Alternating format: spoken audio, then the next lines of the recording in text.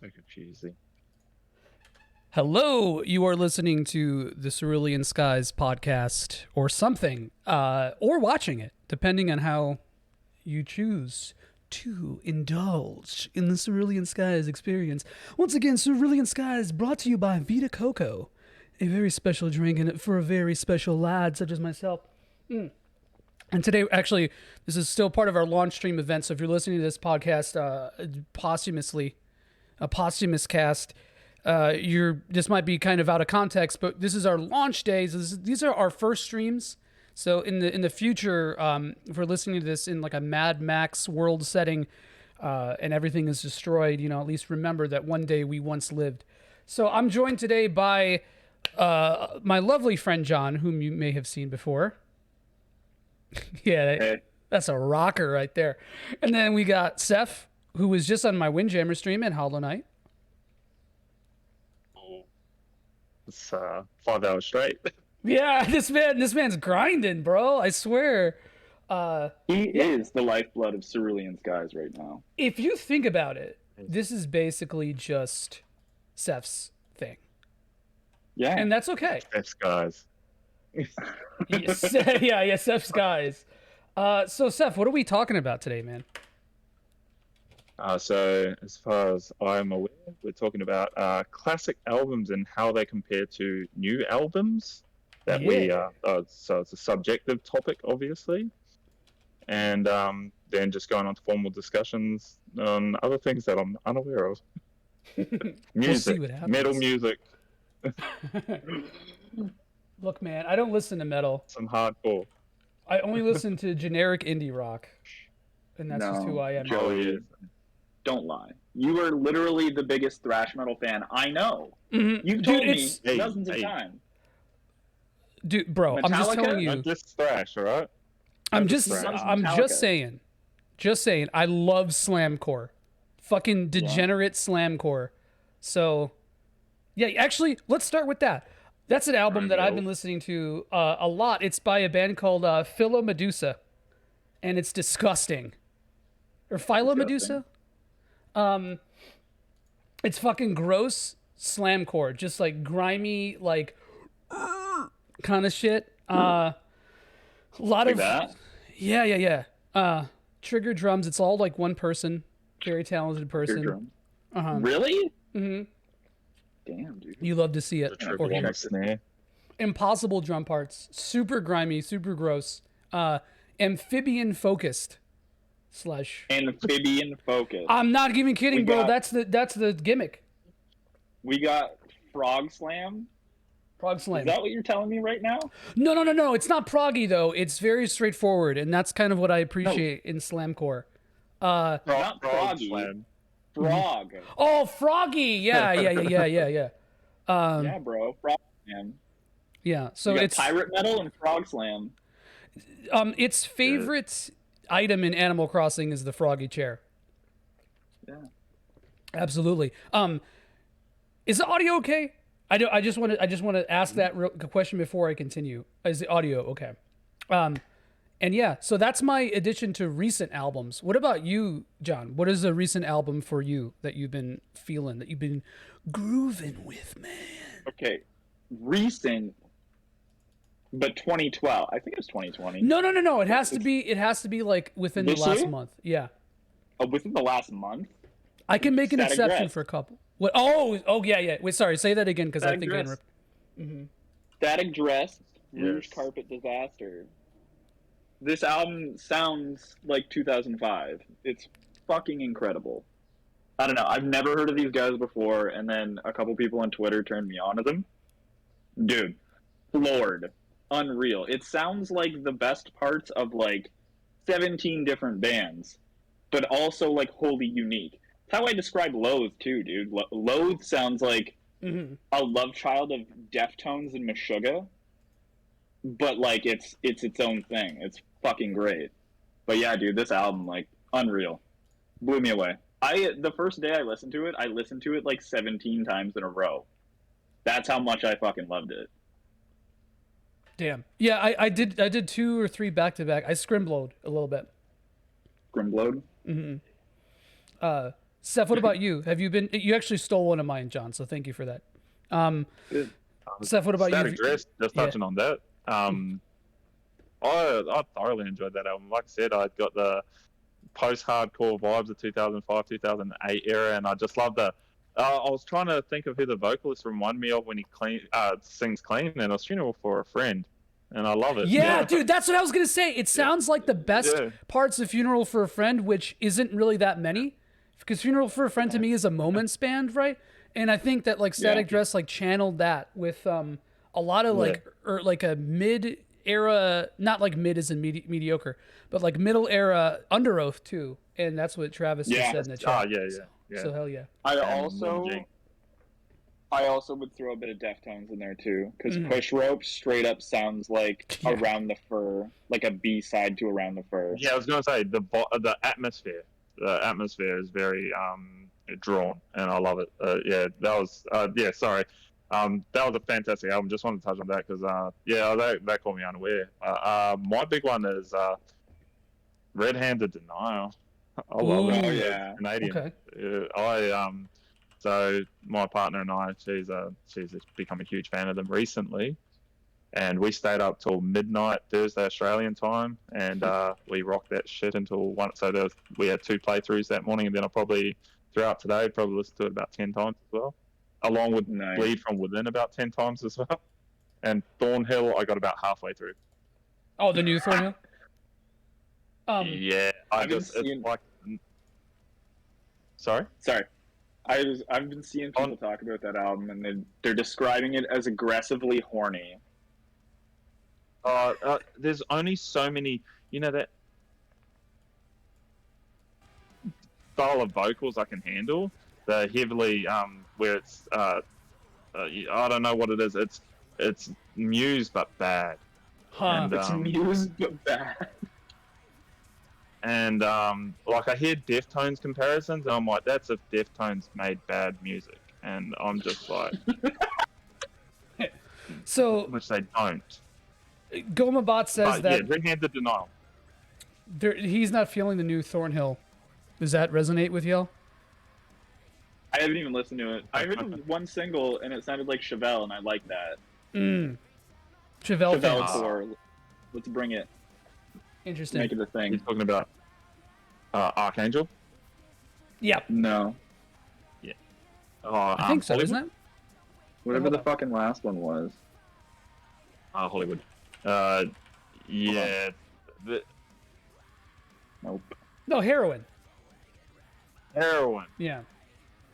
I'll just keep naming things. I don't know, man.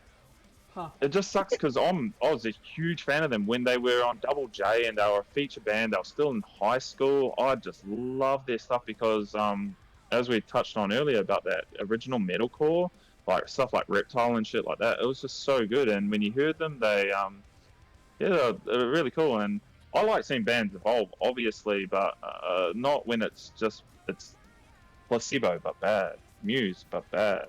Yeah. Like. And I'm just like, I don't want to be too critical because I still will have that love for them there. Like, the Dark Pool is shit, man. View from the Sun, how you kick it off. And yeah, I don't know. It's just one of those things. I went off on a tangent, sorry there. But Red-Handed Denial, it's that filthy, dirty metal that I love combined with the poppy Paramore bounce, and I love it. It's brilliant. One thing that I really love about that band is Lauren's vocals, just like the range that she can hit. Yeah. Just she has a knack for finding that note that just resonates and with the soul. And I love it to death. And that one live take of her Father's Said just gets me crying every time. It's brilliant. Oh man, I love that song so much. So I'm testing something probably... real quick. Sorry, I didn't mean to interrupt you. I just want to say this just for posterity. I actually put on Red-Handed Denial in the background, so hopefully we don't get DMCA struck, just to like have context to our conversation. But yeah, so just letting you guys know. I don't think they're on a label, so I don't think you will. Yeah. Twitch is fucked. I'll say that much. Yeah. I'll shoot a tweet off to Tyson and be like, "Hey man, is this cool?" But yeah, sorry to interrupt, John. My bad. I just wanted to state that. It's all good. For I the don't record. remember what I was saying. Oh, Father Said was a good song. That was like the single that like. The other ones I liked, but that one I really fucking liked. So if we're talking modern albums, I'll try to bring this back to a classic little metalcore. Let's talk, and this is specifically for Travis. Let's talk about a landmark album in the metalcore scene. A little thing called "The Opposite of December" by Poison the Well. Poison the Well. There's a name I haven't heard. Bro, this album fucking rules. Like, I absolutely love this album, and it's always like a sort of like what I want, like more emo-y metalcore to be. But it's also like, yeah, the vocals are really emo. There's a lot of like pretty boy breakdowns in it with like the spoken word shit that was like super popular in the early 2000s. Which I'll bring this back to Static Dress. Static Dress definitely on some Poison the Well shit. Let me tell you. And but yeah, so like if I want to try to tie this historically back to something, man, Opposite of December is like probably the album that like any metalcore in the game, any metalcore listener in the game now is intimately familiar with. Anyone have any thoughts on that? I've never heard it, but now I'm going to. Oh, why is this? Same. Poison the Well was one of those bands where you kind of like one of my old guitarists used to love them, and at the time I was more Lamb of God, American metal, and I was like, nah, this is for lack of a better word, this is girls metal. I know, dude. Poison the Well is definitely that, to some extent, for sure. But then again, and at that point in time, I was calling Killswitch Engage girls metal because of Howard Jones. So I don't have much of an opinion, and I'm a bit of a dick. So never mind me. That's hilarious.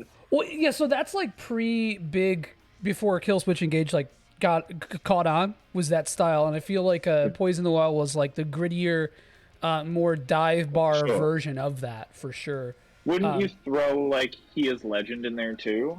And but He Is Legend's a little bit later though, bro. It's like that's like mid. You're looking at mid 2000s now, rather than like early. Okay. Because I think Opposite of December is 2000 or 99. Oh, holy shit! I didn't know they were that old. I thought they were like 2003, 2004. Like Pony territory. No, that was You Come Before You. Ooh. So You Come Before You is really fucking good too. But that album's more like experimental. There's like overdubs and post rock shit and just like. Music nerd stuff in that compared to like we're gonna make screamy music with like a pretty breakdown about a girl. So what's a classic album from that period for you, Seph? From the early 2000s? Early 2000s? System of a Down, self-titled. I know that's generic. Hell yeah. But, no, that's sick. Laid the foundation for it. Like my son and I were listening to Korn today, man, and you know the new metal vibes. But Sode, man, like you can't deny their influence on everything. Like even the stuff that I call it the circus vibe you hear in Between the Buried and Mead's Silent Circus. You hear it in Protest of Heroes Fortress. You hear it in the new album from Red Handed Denial. There's just that, the modes that they use and stuff like that to give it that kind of upbeat but still dissonant sound. And they carry it through like you got Spiders and stuff like that. All those songs are... Dude, Spiders so good. Cool. And When Your Stars Are Gray. And the little bouncy shit that they added to their songs that just wasn't done before, man. Like, no, dude. Like, tell me another. System changed the fucking game, like hardcore. It's because they allowed you to have fun with music, but provide, say it a lot, but substance to, serious topics like Rage Against the Machine, what they did, and System of a Down took it more into the we can start incorporating, you know, Darren Malakian's there doing natural harmonics, sliding up like, you know, and doing all that stuff to it. That like you're like, what the fuck? Dude, And Dimebag Darrell with pinch harmonics, like it's just it pioneered, you know, bands to start being more experimental. That's For sure. Where I was going with this, and that's why I'll always be like, you know, one of those albums that I'll think back on, and I'll always have time for. Like I said, Peephole, Cubicle, The Devil, and hell, dude, that's my favorite off that record besides Spiders. Hell yeah. Darts is mine. Oh, Darts is really good too. So okay, I feel like by proxy I have to really support System of a Down because Armenians and Assyrians were basically part of the same Middle Eastern genocide, and I feel my brothers, you know. But like all that NFT shit, bro. NFT shit. They're doing NFTs.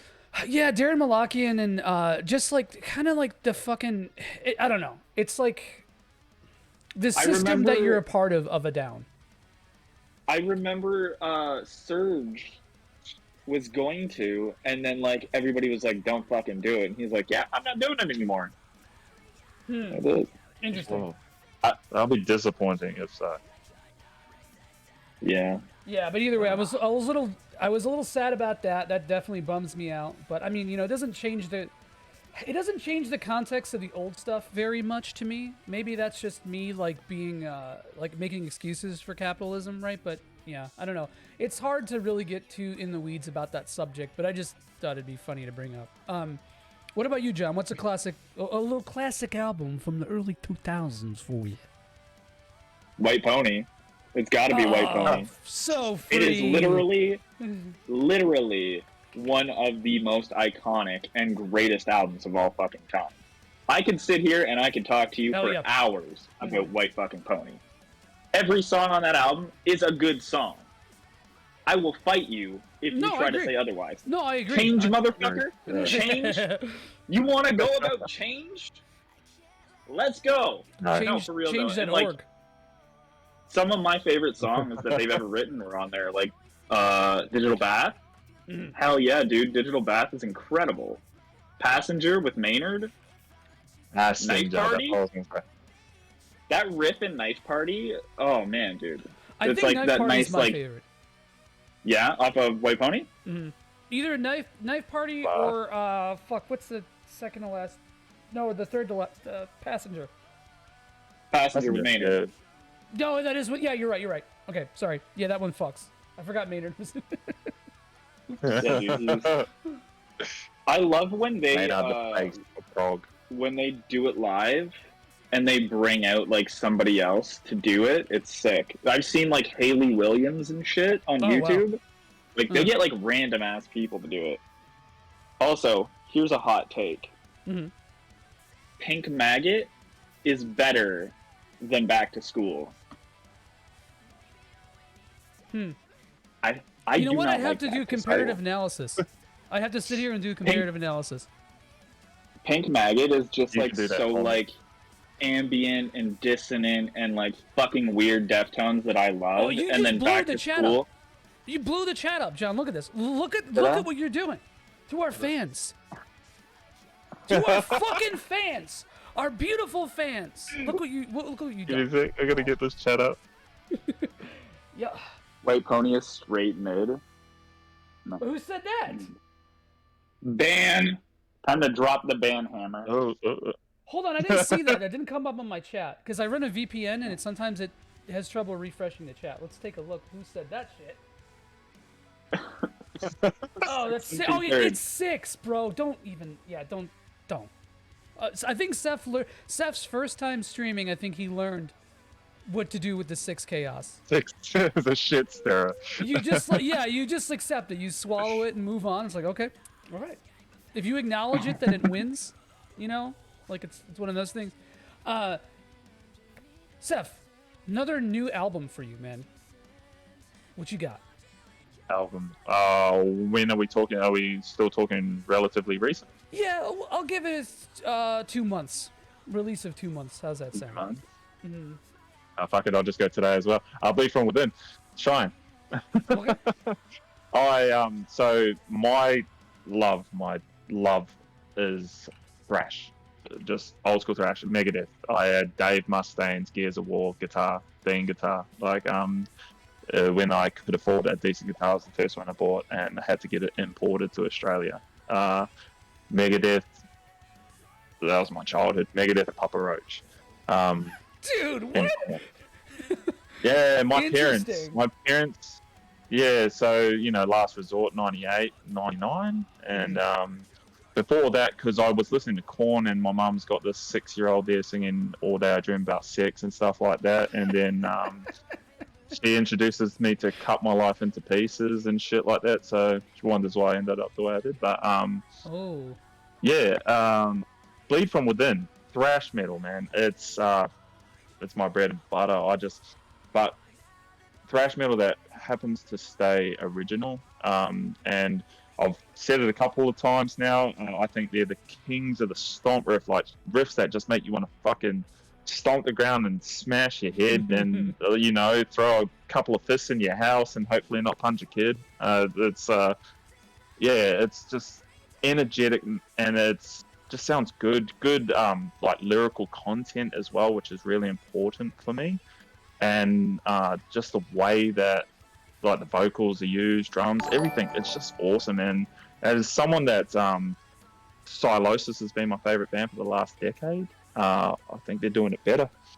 And Shrine just it encaptured the last 15 years of thrash for me and evolved it into something better, and I'm all for it.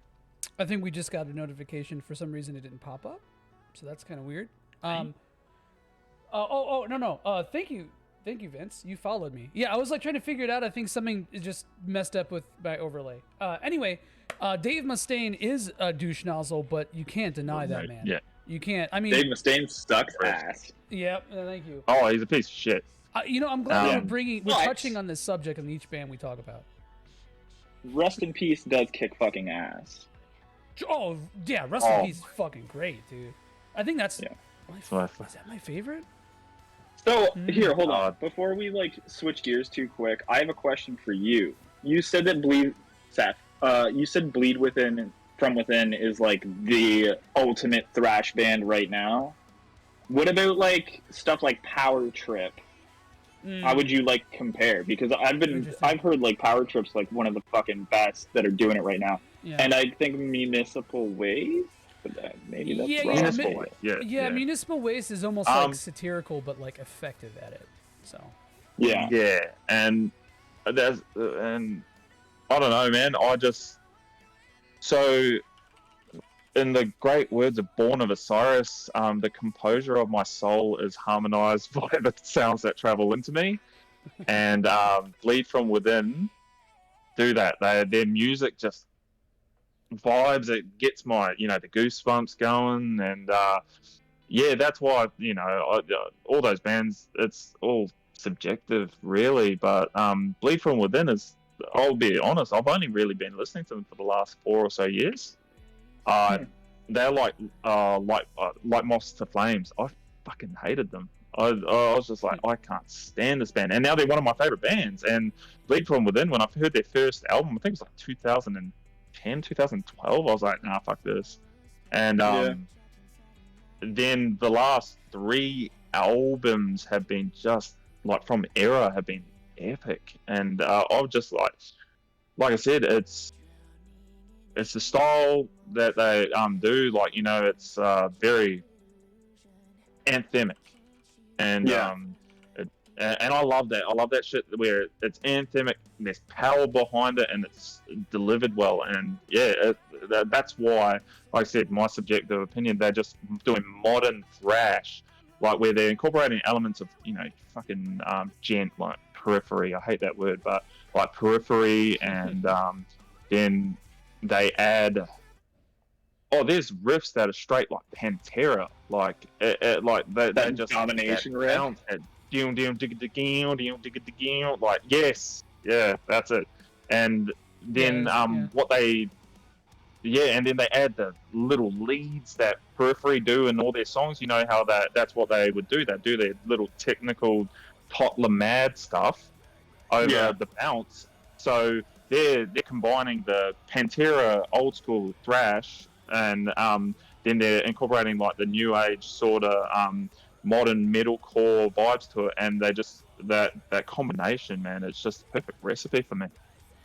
I'm glad that they're able to take from their influences and incorporate the new stuff and make it work well together, because like you and I have had this conversation before, a lot of new shit doesn't fucking do it, doesn't cut it, and a lot of it just sounds like recycled garbage, and I don't fucking care about it. But hearing you talk so highly about this makes me want to go and check out this fucking band.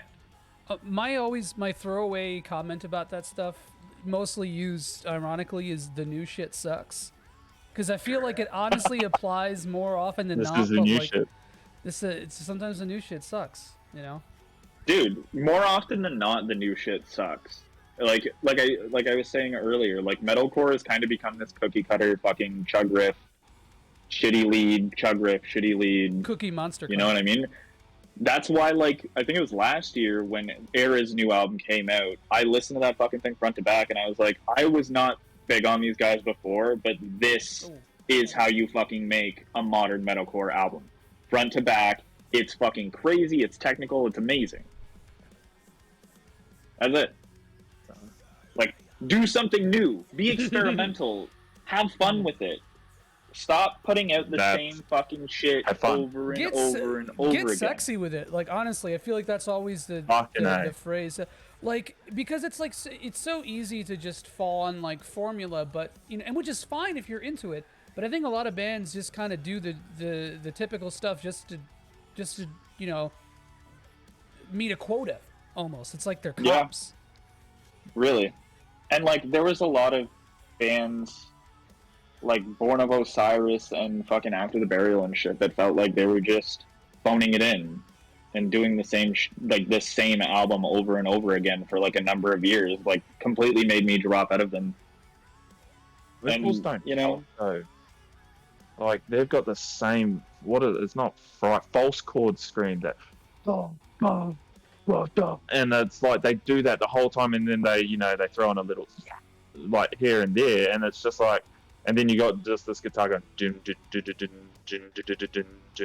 just over and over, and then some wanky ass keyboard just playing, and it's just like, it's like that. The poking with a stick, do something. Literally, the Born of Osiris fucking template is chug chug, chugga chug chug, beep boop beep boop beep boop beep boop, chug chug, chugga chug chug chug. With a mosh call lyric though. Are you fucking ready, Mount? But a higher place was fucking brilliant. That's what I don't get. Like that was, I think that album was fantastic, man. Like we were talking about Discovery before and how fantastic that was. Like just how it combined new and old and did it so well. Two worlds of design, like shit, man. And the Discovery itself. But that was such a cool album. But I love Higher Place. Higher Place is great too, man. Like. Those two albums put them on the fucking map. They were great albums, front to back. And then, I don't know, after that, it just kind of got generic. I think I kind of agree with Travis about Counterparts being one of the best metalcore bands out there. Which, let me bring this... I was literally just about to say, all right, let's go to the chat, because, no. Yes. I got a really good segue. So, speaking of Counterparts, we're going to talk about a classic album for you, John. Let's talk about an album with the song Counterparts and number them, because I know that album is on your classic albums list. The Alexis on Fire? Yeah. Oh, right? Yeah, self-titled, bro. What do you want to know? I just want to hear about it, man. I tried to make a segue. I was trying to keep it. You tried and failed. No, dude, that album, front to back, that album is a fucking banger. There's so many... I don't think you can really understand the hold Alexis on Fire had on heavy music in Canada like Canadians do. Because even in America, like, I don't think there's ever been a band like that like completely took over, and like radio was playing them all the fucking time. Like bands that are screaming, and like you're hearing it everywhere, TV, radio, all that shit, dude. Like Alexis was fucking huge. You know what did at that their here? peak. Thursday, surprisingly. Really? Yeah. Full Collapse was fucking enormous here. It was on radio stations and TV. Loved. I can't stand this. You can't, dude. You know what? I kind of don't blame you. You know, you really have to be into like the kind of cheesy post-hardcore stuff. But like, yeah, Full Collapse. Ooh man, sorry. Full Collapse going on my classic records. Don't really have much to say about that people may not. And Gomez says at the drive-in, and I think Full Collapse is like the logical proximity to more so In Casino Out than Relationship of Command. But I like that. I like the former more than the latter anyway, which is maybe a hot take. But wow. Yeah. I'm a huge Relationship of Command fan. So I love it. Don't get me wrong. That album fucking rips. But In Casino Out to me, man, that's like, I just the fucking emo shit. I just have a weird preference for it, dude. It's my glasses. I've noticed that. Yeah, I don't know. I can't help it. I can't help who I am. And hey, Judy, thank you for stopping in and listening to us talk. I appreciate it. Thanking you. Hell yeah. Sorry, hold on a second. Before we switch gears again, I just want to say Counterparts, the band, fucking phenomenal. Their last 3 albums have been nothing short of fucking incredible. So yeah, they're fucking great. Would you put Counterparts in like your top 3, Seph? Metalcore, modern? No. Parentheses, modern? No, but I do like them. And it's funny because I didn't really give a shit about them until I saw Audio Tree session with them. And I was like, holy fuck. Yeah, have a look. And that's also it was around the same. Oh, really? Yeah, it's like 2 miles from me.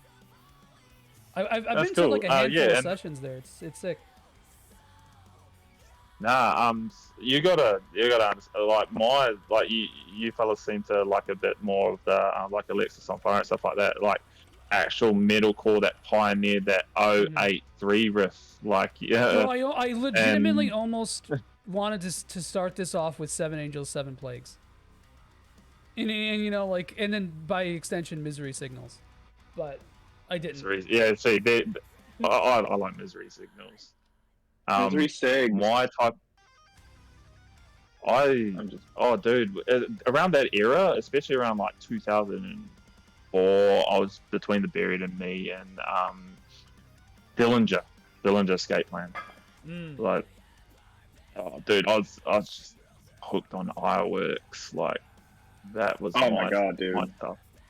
Ironworks is a fucking incredible album. And I got my partner's younger brother onto Dillinger, like this is when we were 17, so this is 15 years ago. And even now he still listens to them, like, and even like, you know, and it's just one of those bands they're immortalized for. And so like stuff like Misery Signals I did like, but Alexis on Fire, the reason I got over them is because every fucking Australian band that I joined was trying to emulate them. And I'm just like, oh, I hate this. Dude, a lot of fucking bands in like the tail end of the 2000s took a lot of influence from like Crisis. And like I was actually reading about this not too long ago, and I was like, I gotta hear some of these fucking albums, because like some of them that are listed here, I don't hear it at all. I don't hear it at all. But apparently they were. So whatever. What do I know? Everyone likes it. Everyone was listening to Alexis on Fire. I think Unearth is that was my metalcore. Unearth, dude. Yeah. Yeah, fucking Unearth is top 5 for me. Man. Yeah, they are for me as well. And for the longest time. For the longest time, I would always mix up Unearth and Darkest Hour. Oh, because they're the same band, just different flavors. It's the same band. Yeah, it's the same band. And they always play together, and it's always like they were right after each other at Furnace Fest too. And I was like, Yeah. They probably have like the most joint tours together than any other bands Ever. in the fucking world. Right. Like literally. Oh, Didn't Travis Orban do the drums for both of them on at some point in his career? Didn't he do the drumming for both of them? so Yeah, it's even that's it's more hilarious. incestuous. The most incestuous duo, perhaps, in our time. And God, real quick, Darkest I Hour. want to Holy circle shit. back to what Goma said about Colors being a formative album for him, because like I hear that a lot, especially with people who are just like a little bit younger than me. And it's like I feel like the combo of Sonic Colors and BT Bam Colors just like really formed people's personalities. I don't know. Why are you gonna do this to me? Also, in the chat, Darkest I Earth. read Kravis says the Silent Circus to Colors is a perfect album run. I say Colors to Parallax 2 is the BT Bam fuck perfect off. album run. No, I agree with Travis on that. Silent Circus is my I favorite. agree with Travis. Yeah. 100%. Fuck you guys. Circus. Silent Yeah. Circus is Silent garbage. Circus. Great Misdirect Mordecai. is great. It's literally the fucking title. And then Parallax 2 is just an Okay, masterpiece. that's You good. can't That's, fuck. okay, you got a good funny out of it, John, but let me tell you, you're fucking wrong, okay? I sure ain't. Yeah, you know what? Objectively, you're wrong, okay? So keep your fucking opinions to yourself. You fucking wait. I'm coming for you. You Fine, matter. coming. You know what? You fucking matter. You absolutely matter. You know what? You know what, chat? Chat, you matter. Chat matters. You know Chat what else matters. matters? Parallax 2, Future Sequence by Between the Buried and Me. 10 years old. All right. You know what, John?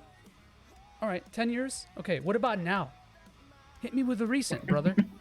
Hit me with the recency. Dude, I have not. I don't even know. I'll give you one from this year. How about that? Travis. Yeah, Yeah. that's right. Okay, that's fair. All right. The- I'll make concessions for The you. you ready? You ready? I'm ready. It's The Unraveling of Pop the Band. Oh, yeah. Canadian pop punk. Kings. Okay, Kings. I like to You're gonna get have sad. Just told me I that. like to get sad. I like them to help me get sad. Also, seeing them a month ago was the most fucking hype I have ever seen a fucking band of 3 dudes just dancing on fucking stage. It was the craziest shit. I've been to a lot of shows, and seeing every single person in a 2,500 person venue scream every word back at these fucking dudes was insane. Insane. No, that's Loved actually... it. Anyway. Because I remember they played here with a friend's band, and it was like 25 people in the place. And then Dude. now you're adding 2 zeros to that. That's so insane. 4 years ago, they played a spot in London called Call the Office. It was a tiny little fucking bar, and I swear to God, it was like a 50-person bar. And now they're headlining like the big fucking music halls, and I'm like, this is a fucking glow up. But it's well deserved. They're all incredible fucking people. They're all great musicians. Like, I love that fucking band. Seph is in absolute disbelief. Are you okay, bud? Oh, I'm just trying to soak it all in. I don't know. Think about this band. Oh, really? Ooh. John, sell this. Yeah, band. they're Pop. Oh, dude, how do I even fucking sell you on Pop? They're unique. That's all I can really fucking say. Oh. Like, they're not like what? pop punk. Yeah, I don't yeah. know, Don't get me dude. wrong. I like pop punk. I love Paramore. Everyone likes It's- Paramore. I don't know how to fucking like really explain it because Pop like punk. they're so like uniquely Canadian in like their delivery and like lyrical content and shit. You just gotta listen to it. Like, listen to the album Morbid Stuff. That's what I tell people to sell them on. Listen to Morbid Stuff front to back, and then if you're a fan, you like it. If not, you'll probably fucking hate it. Because there's really no in between with pop. Oh, But yeah, their dude, new album is a banger. I fucking love it. I'll definitely give it a try. We might listen to it on our way into the clothes shopping today. It's 5 o'clock this morning. Now, clothes shopping music, that's Paramore, bro. Yeah, That's 100% clothes shopping red-handed music. denial. I'm Clothes sure shopping. that's what we'll have. Oh man, there's a song on there that just makes me want to like do that little 2-step with the swinging arms and banging your head at the same time, and that's what I'll be doing through the shops. It's going to be great. Not a hardcore two-step? Pushing through all the little girls. Not a dun dun dun dun dun dun dun dun. None of that. Nah. My missus is her taste of Spirit Box and Red Handed Denial, and then proggy stuff like Carnival and Sky Harbor. So that's what that will be the soundtrack for our morning. Would Carnival be in your classic albums? Favorite band of all time. Favorite band, really? Okay. Yeah. Oh. One of my favorite bands. Yes. So we'll go with Sound Awake. That's 2009. Oh, that one fucking rules. Yeah, hell yeah. So that's my partner's favorite album of all time. It's what my son listened to every single day to go to sleep. And my missus, I told her if she wanted to leave me for Ian Kenny, that's fine, because those vocals would make me forgive anyone. Sound Awake is the perfect album from start to finish. It is beautiful. Just the atmosphere, fucking soundscapes. That's what Drew Goddard is just amazing for. He gets you caught in a fucking song from that intro, that doom, do ding, do ding, do ding. Then that fucking bass line kicks in, man, and you're just like, yeah, you know you're in for a ride. And then he just starts swooning over that and getting all Frank Sinatra, and then you just can't help but fall in love. There's a lot of early Perfect Circle without kind of the ego in that album in Sound Awake. I hear a lot of that. Like, the ego. That's good. That's just Maynard in general. And this is actually a really good question in the chat here.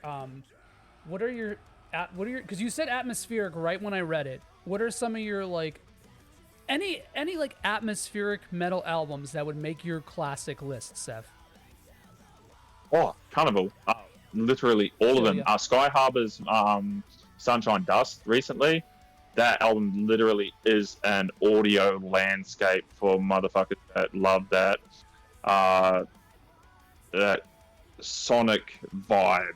That just and they even have just instrumentals and stuff like that where you just get lost in it. And then you got Blindside and stuff like that where they, with Periphery's first album, they kind of trailed off songs with those real chill hot beats and stuff that.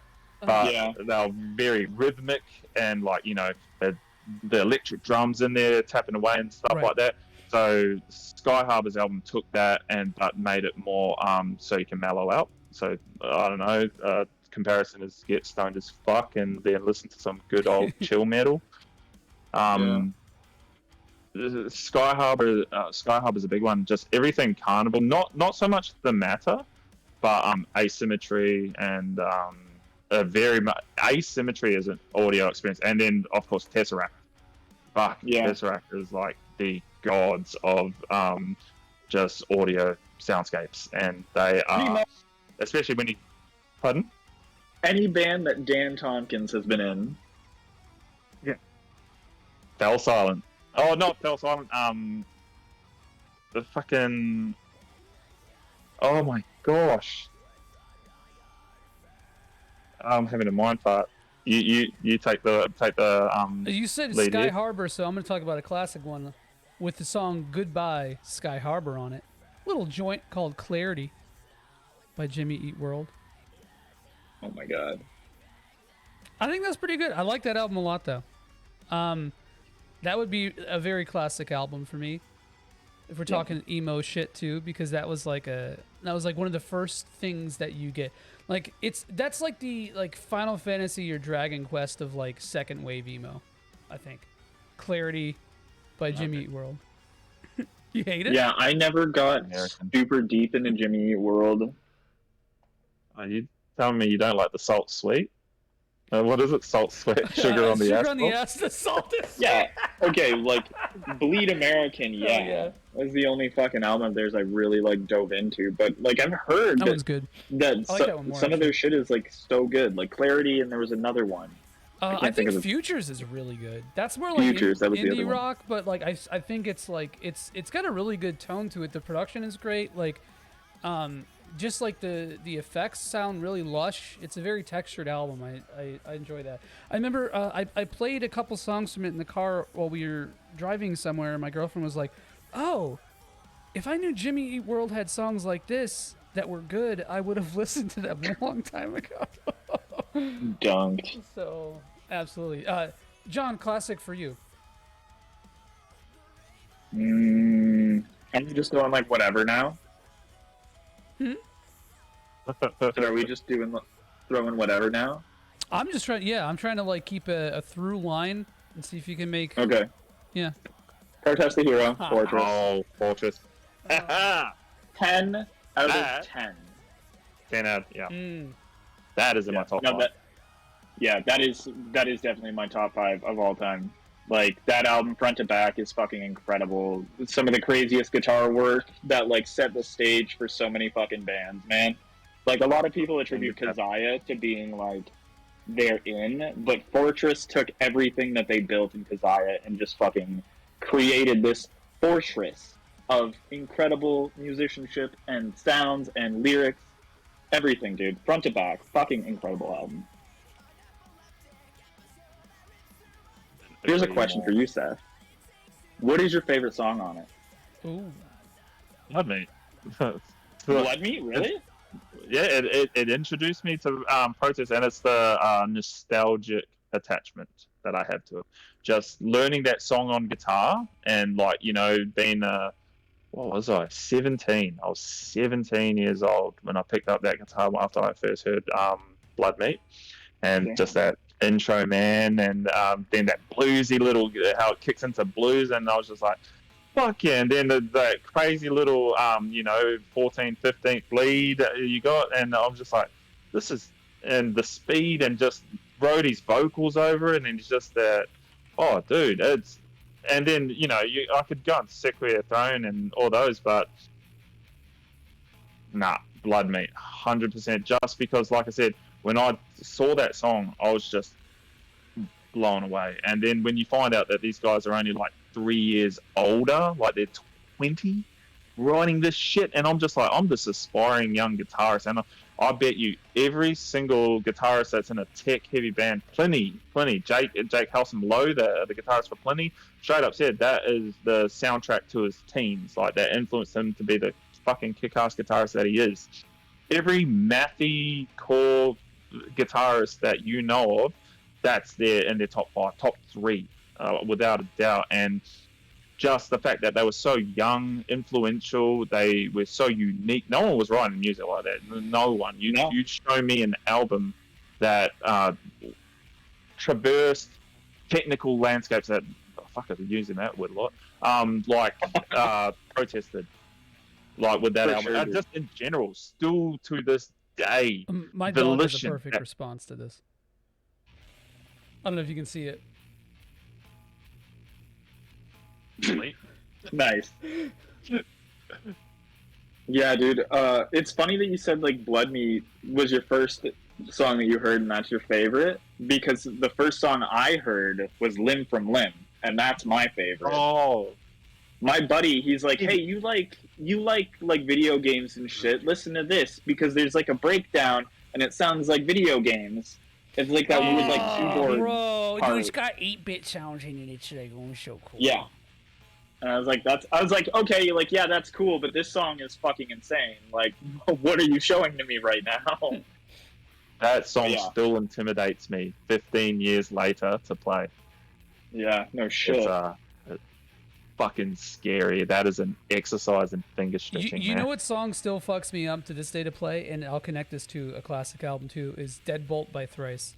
I don't even care that that's Guitar Hero shit at this point, but that song is fucking wild.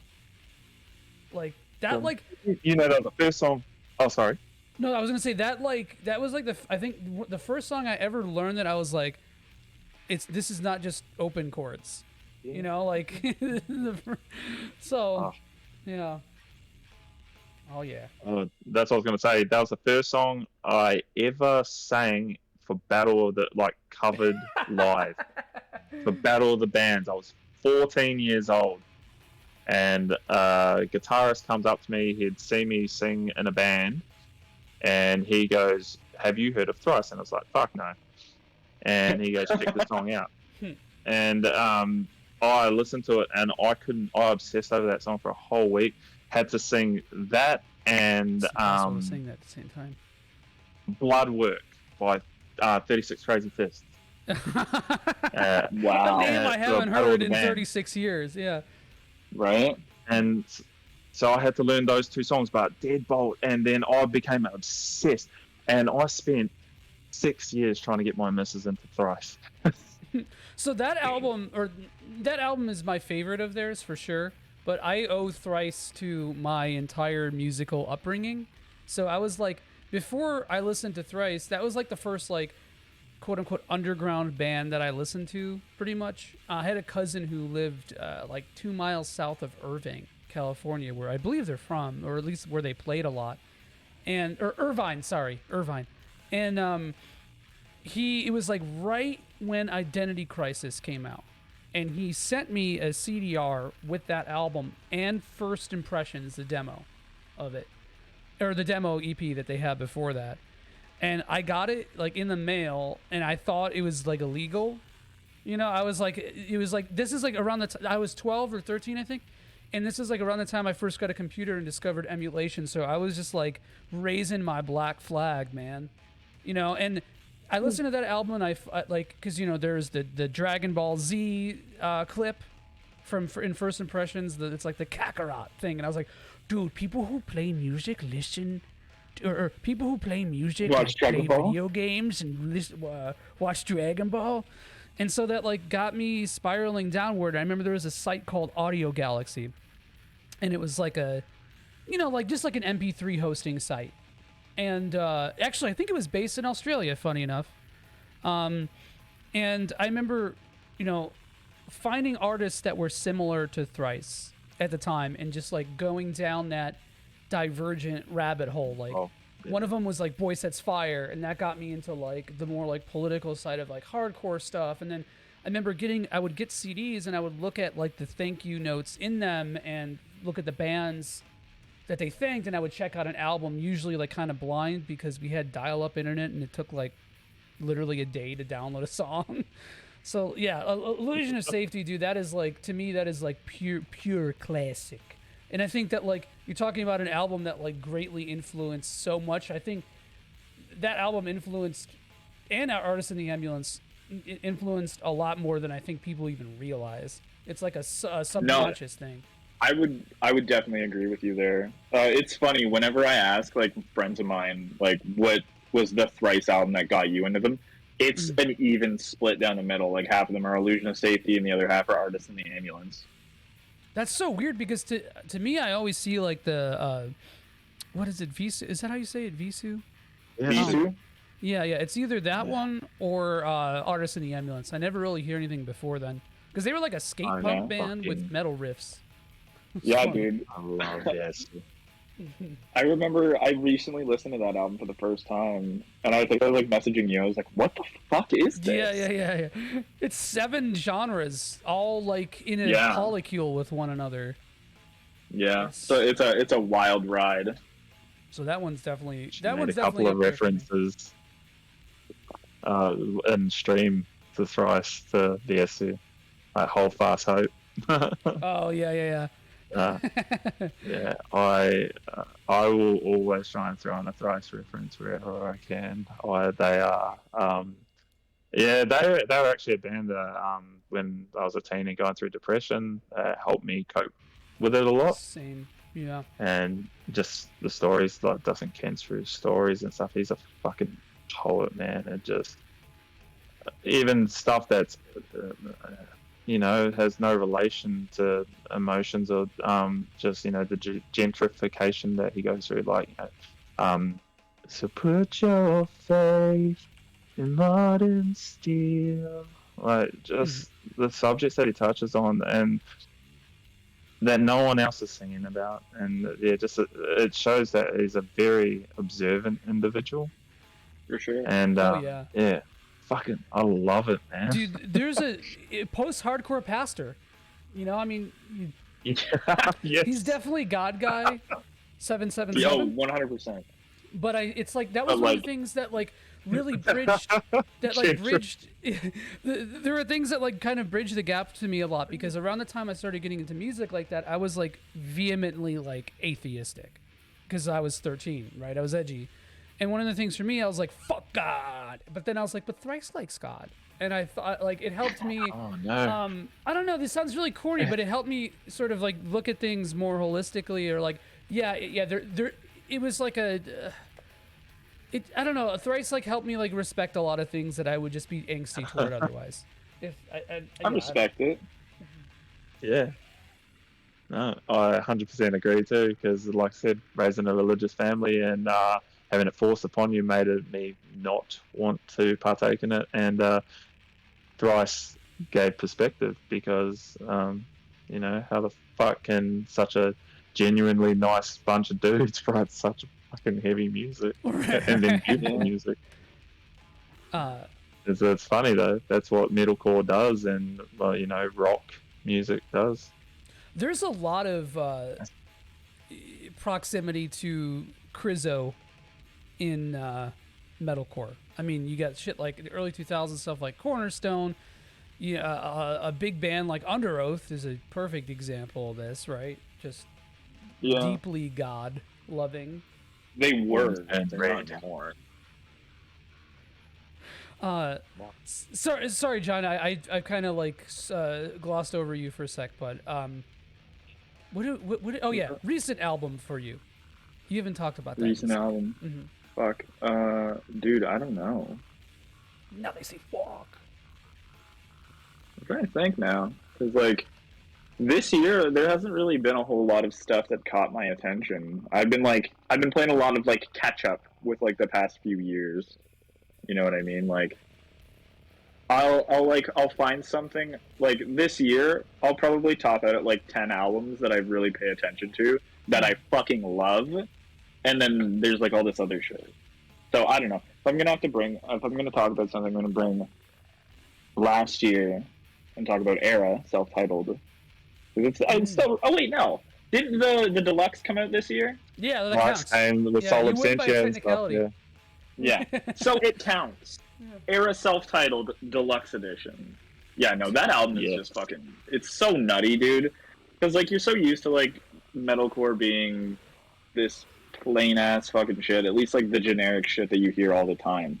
They breathed fucking brand new life into it. Like their lead lines and solos and shit are so fucking fun and like adventurous. Like Lunar Halo is probably my favorite song on that album, and that whole song from front to back is just pure fucking joy and like bouncy riffs and like these soaring bright leads. It's just such a good fucking song, man. And like that album is just full of shit like that. Like they got like heavy like August Burns Red riffs. Oh, it's incredible. And they'll like pair it up with like these beautiful vocal harmonies. It's fucking great. Awesome album. This is on another level. It's so funny because I didn't even like them. Sorry, but what? Yeah, that's right. Yeah. Yeah, I didn't even like really care about them too much. And then this album came out, and I was like, boom, I'm a huge fan now. I'm the opposite. I love them from like when they were doing their shitty try hard gent with super scientific lyrics that they probably didn't understand themselves. Yeah. And Gareth, and he just had mad presence, and I don't know. I think what took Era to the next level for me was Alpha C. But that new album, holy fuck, that is. Like it's my my son's now second favorite album, but that was his favorite album until Fit for an Autopsy's latest one, which is what I was actually going to bring up. But he'd literally listen to that every day. So that's all I'm hearing is the bounce from Luna. Yeah, dude, same. Like there was a few months last year where like every day I'd wake up and I'd listen to that album 3 times throughout the course of the day. Like, that's how much I fucking was into it. Like, can't get enough. So I have a question for you guys, and it's like a little bit off topic, but I think it's an interesting one. Any band, because we talk about a lot of stuff that we like, that we really like, and new albums and stuff like that. I'm curious if there's something that you guys, like a band or an album, whatever, that you guys have heard in the last couple years that like just like totally fucking misses the mark with potential. Like a band that's super talented or that has so much potential and just poops. And Seph is ready to roll. Let's hear it, bud. Okay. Just give me a sec. So I wanted to go and grab the fucking album because so just so you guys know, this is dirty. So we're a very music oriented family. Like Fridays is just music. So no podcasts, no, like you can play video games and stuff like that, but all day it's just new music. Doesn't matter what the fuck it is. It's whether it's heavy metal, pop, K-pop, anything. So the thing is, so we do this thing that if you want to choose a song, you have to blast it loud and you have to sing it. So that's our, that's sick. So, you know, like yesterday, my daughter throws on Doja Cat, and so we're singing "Kiss Me More," and yeah, at the top of our lungs in the fucking car. So that's the thing. There's a band called Hiatus Coyote. I fucking love them. They're a jazz funk band, and Napalm, the lead singer, is incredible, and their music is just so incredible. Choose Your Weapon, 2015, favorite album, hands down. I don't give a fuck what came out that year. It's incredible. Waited 6 fucking years for that, for Mood Valiant, and then they brought out my favorite song of 2021 with Red Room. Just check it out if you want to break from metal. You just want some, I call it mantra jazz, because it's just repetitious lyrics over and over with just a funky beat and just chill vocals, and it's good shit. Came out, favorite song. Album sucks, fucking sucks, because they just try and be too experimental. They take that, you know, they push the limits, and then they just go too far, and it killed me, because my kids in the car, my partner, we're just sitting there, we're singing "I Got a Red Room" and bounce into it, and we every single day would have listened to that song about 12 times a day and just all singing it at the top of our lungs. And then the album comes out, and like we're just like, oh fuck this song, skip, oh there's a good one, skip, and like I said, it just that killed me, man, because like I said, 6 years of waiting and listening to Choose Your Weapon. Yeah, I've actually got one that's just as bad for me, and John, you'll know them, but that was probably my kick in the nuts. Solstice asked, what band were you talking about? Hiatus Coyote. So Coyote with a K, K-A-I-Y-O-T-E. So yeah, they're psychedelic jazz, funk, polyrhythmic funk or some shit they call themselves. And yeah, they're an Australian band, and it's really awesome stuff. Check out, like I said, Red Room, one of the best songs ever written in the last 10 years. And John, sorry, I didn't mean to interrupt. Oh no, and I'm just saying, and yeah, just my soul left my body. John, what about you, man? Any bands or albums you think that like totally missed the mark for their potential? Man, I don't know. I'm honestly like sitting here trying to fucking think, because like I could name a dozen fucking bands that I think suck ass, and most of them are on Sumerian Records. But like, there's nothing that I really like in recent memory that I think like fell off for me. Like I'm going through my Spotify list right now, and like I don't know, dude. It's tough, because like if something sucks, I'm not gonna fucking listen to it. I'm gonna find something that I like. You know what I mean? It's less that it sucks. It's more of like a disappointment or like a disengagement from like talents of the people involved, if that makes sense. Like I mean, like didn't hit the potential that you think that the artist is capable of hitting or something. If I have to say something here, I'm going to say Animals as Leaders album.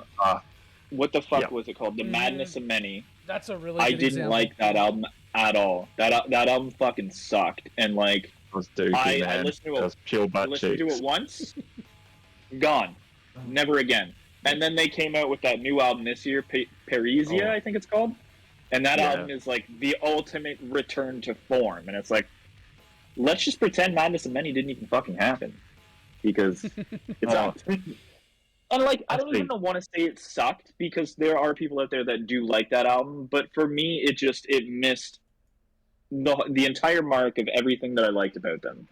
I remember one of their lead singles literally sounds like Javier and Tosin are playing two separate fucking songs at once. And like, it's so weird, and I don't like it. You're laughing. Do you know what I'm talking about? Yeah. It's that whole album sounded like that though. I was just like, fuck, this is artistic integrity at its worst. Yeah, like you're being too artistic for me. Let's dial it back down. Oh yeah, like when shit gets wanky, and I listened to that album once, like in the background, and I was like, bro, what? You know, like it wasn't even a good background album. And it's like, you're like one of the best musicians I can think of, and actually really, the whole group, like, and it's like that's the kind of shit. And you know what? If that helps broaden a creative horizon, maybe sometimes you just need to release some shorts. Salute your shorts, man. You know what I'm saying? Not more so appreciate the simplicity sometimes, and that's what I think Tosin forgets. He gets so caught up in being a pioneer, or creating techniques. Virtuoso, right? And he's like, he gets so caught up in that it's like, bro, where's like you miss so much, like it just becomes wankery, and no one wants that. Bro, I have something about that, actually. I just watched a video with Tim Henson, Misha Mansour, and Tosin, and Tim and Tosin were both like, oh, well, like, you know, you gotta like push the boundaries and like keep trying something new. And Misha's like, nah, like I just want to play something that I like, you know what I mean? I just want to sound cool to me. Bro, that's like a philosophical thing too, because it's like, you know, I get that. I really do get that, because I think at the end of the day, unless you're in a fucking cover band, but even then, I feel like this applies. But like, you know, you should be making music for yourself, right? Like you should at the end of the day, like that's where it should come from. I mean, that doesn't mean that you shouldn't acknowledge your audience or your listeners, and I think that you should respect your listeners, but at the end of the day, I think art is like an inherently selfish thing, and I think music, especially if you do have talent, and especially if you have like a creative vision, or like do you want to push yourself, and I get that, and so it's like, but at the same time, it's like it's very easy to get your head stuck up your ass, and for sure, and like it's to that point though, like what you were just saying, like making music for yourself. I think that's one of the main reasons why I love Periphery as much as I do, because like, and it's part of the reason why they left Sumerian in the first place, because Sumerian wanted them to follow the mold, and they're like, no, like we want to do what we want to do. We want to make music for us. And like for me, it happens that all of the fucking music that they put out is like 10 out of 10. You know, I love everything that they've fucking done. But like, it's cool that they're in a place where they're making music for them, but people like it. You know what I mean? Right. Does that include the Clear EP? Yeah, I love Clear. Oh dang! I like half Clear? the songs on that. Nah, dude. I don't. I want. Oh no, I didn't one shot it, but there's only 3 songs that I go back to, like, and they're Pale Aura song. Pale Aura. So I call this the prog problem, right? Because I feel like this is so fucking endemic to prog, like just being too wanky, being too in your own space, and for sure. And so, and I'm not gonna knock on prog, because like I think Knock on Prague. Okay. The defenstration of Prague. No, I think it's like one of those things where it's like it just like inherently technical music is inherently self-indulgent. You know, how do we make this distinction, really? Or is it even worth making? You know, is it even like fucking three dudes talking about this kind of thing? Does it even really matter, right? Like, maybe I'm being nihilistic, but I don't know. I think it's an interesting subject, though. Yeah, It's one of those things. Like, so that's the reason why I like the problem of other minds. And Animals as Leaders' latest song. It was one of the singles where they do the artsy fartsy crap on the beach. That song, the reason I love it so much, like it was funny because when my mum came around, I was actually showing her that song because I managed to get my mum into. I get into most of her music like Sleep Token and shit like that, and yeah, the big one is I was showing her Animals as Leaders, and I was trying to tell her listen to that note. It's the same note in Weightless, at the end of Weightless, that there's just a shift in the note, and it's a wailing note, and it just fucking triggers me every time, and it gets me crying. And yeah, Problems of Other Minds has that same fucking note in it, man. They just the cry note. Next You've time heard I of the listen brown to that note. song, next time I listen to that song, I'm gonna listen for that because Weightless is my favorite Animals as Leaders fucking song. Yeah, that's mine too. Because of the do do do do do do. Do, do, do, do, do, do. That outro, it's simple as fuck, and that's what I was talking about, the simplicity of things. That outro is just jin jin jin jin, like it's just basic as fuck, and just notes going polyrhythmically around, and it's like fucking a whirl of sound, and I love it. And that's what the problem of many minds or other minds is like. Yeah. This is actually interesting because this brings up a conversation that I've always wanted to have, where it's like, how do you know what constitutes like a good song? Because I remember, I think was it last year that Spirit Box's album came out? Eternal Blue? Yeah, last year. Yeah. And like I know a lot of people were like, "Oh, it's so mid," but I don't think so. Fuck you. Because I wholeheartedly believe that every fucking song on that album is a well-written song. Like it's I agree. It's an album for songwriters. You know what I mean? Like you really have to listen to the layers and like everything as a whole.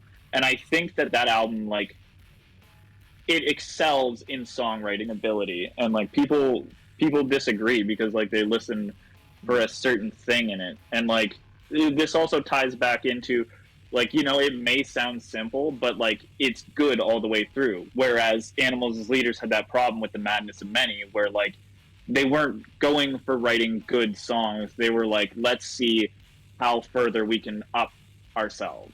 And like and it just became an album full of garbage. Measuring content, yeah. And that's all it was. And they're just trying to one-up themselves. And it's like, bro, like, fuck. You're literally the best musicians in the fucking game. Exactly. And you're trying to compete with yourself. And so your album just sounds messy. That's exactly, dude. That's such a good way of putting it. Competing with yourself. And not only that, but then that exudes to the other members of your project. Then you're competing with yourself and also competing with it. It's like... It was like the joke persona I was assuming in Windjammers when I was playing Jaren, right? It's like that's the worst kind of like creatively that fucking sucks. Like it's funny for the bit when you're playing Windjammers too, but like in like a creative artistic sense, it fucking eats ass. And Seph, I forgive me if I'm wrong. Forgive me if I'm wrong, and you could ignore me if I am. But are you being rushed to go? I'm not being rushed to go.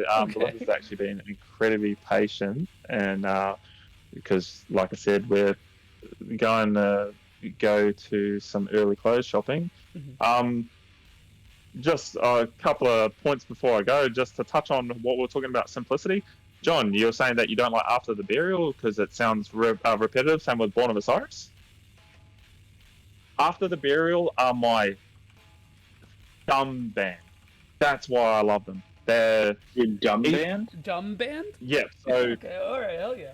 there's I days gotcha. where I don't want to, listen to anything too wild. Like my musical taste, I don't want to fucking sit down and digest a fucking song and try and figure out what the fuck just happened. I just want a For music sure. song that I can smash my head to in my car while I'm driving to work, my hour-long trip. And After the Burial is that song where, as you've seen, I can sing them easily, and I'm just yelling mindlessly into my steering wheel. And it's dumb, it's easy. Just 4x4, just go like that. Don't have to worry about anything in the world. They write music they enjoy, and I can appreciate that. It's same with bands like Bury Your Dead. It's just they sound like they're having fun. For sure, I get that. Yeah. Yeah, Born of Osiris I have a problem with because they sound like they're trying to follow trends. I think you said it with Sumerian. They sound like they're trying to recapture their own songs, and it's just like, let's make fucking the Discovery 2.0, but shitter. Like, and that's the drive-in did this also. Yes, I feel like that's that's just I hate that Sumerian problem. It is a inherent Sumerian problem.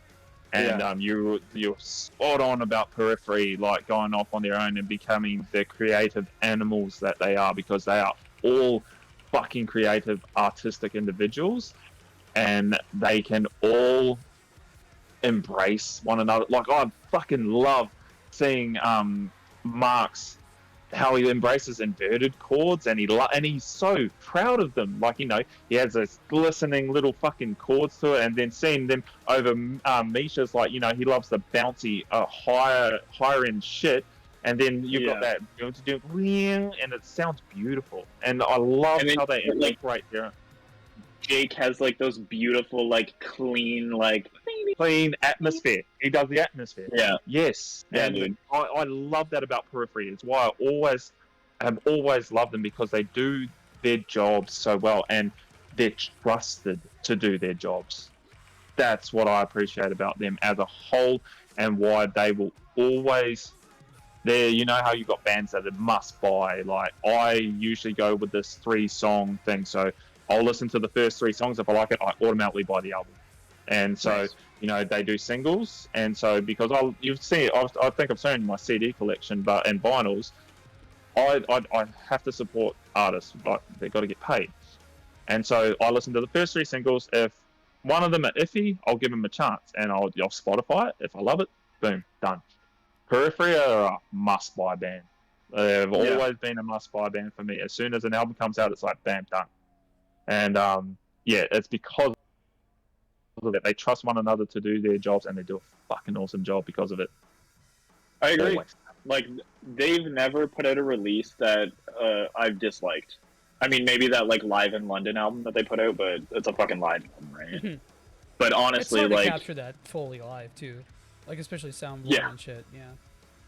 Oh, for sure. But like, I mean, honestly, I'm thinking back, and it's like, I remember I wasn't like completely sold on Juggernaut at first, but now it's like I would listen to that fucking album yesterday, the entire thing, all the way through. You know what I mean? Like, you can't go wrong with any of their releases. And like, I remember getting like people into them, and like for the longest time, I was like, you need to listen to Periphery 2. That is their best album, and like that's my personal favorite. But now you can literally pick anything, and like it's a good album. Periphery 3, Periphery 4, fucking Juggernaut. I don't recommend Periphery 1 just because it sounds like it was recorded through a fucking glass door. Toilet. Yeah.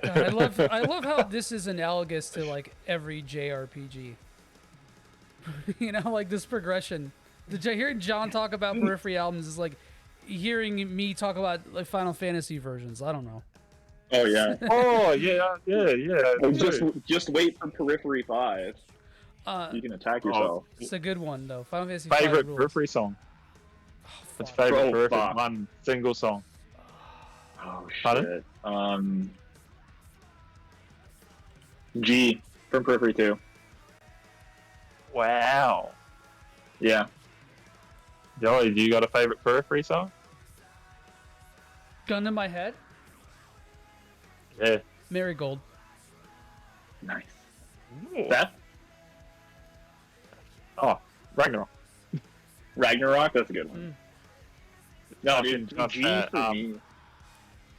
It's like that I'm just fucking getting it prepped for the drive.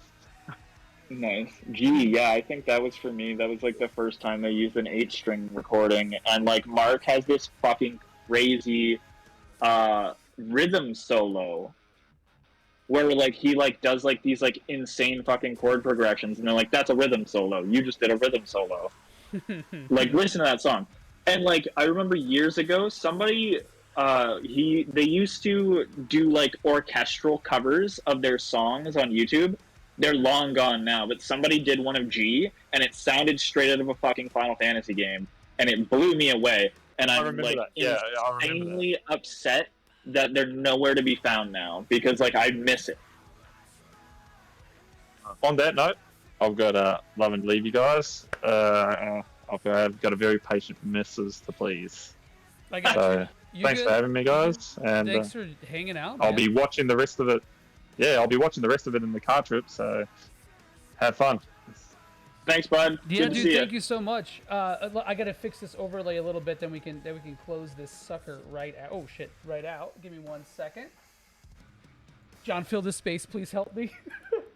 Hey guys, I'm John, and if you like music, you should listen to the new Harry Styles album because it's pretty good. I like Harry Styles. He's a nice guy. He does pop music. Who likes pop music? This guy. You know what else I like? Deathcore. Die Hard is Murder. They're a pretty good band.